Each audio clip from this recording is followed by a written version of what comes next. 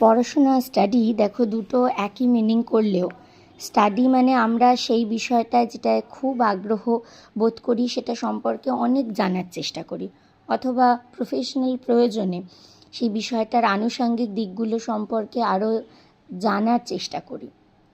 পড়াশোনাই হোক বা স্টাডিই হোক, এটা তোমাকে এস্টাবলিশমেন্ট দেয়, সোশ্যাল বা ফাইন্যান্সিয়াল এস্টাবলিশমেন্ট।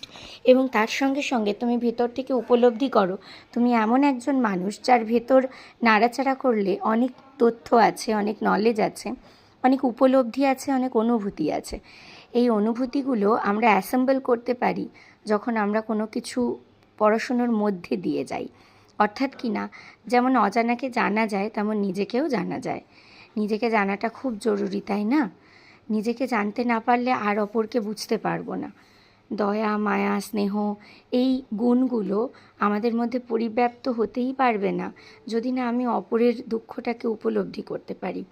কিন্তু নিজেকে উপলব্ধি করাটা তো আরও বেশি জরুরি, যে আমি কি চাই।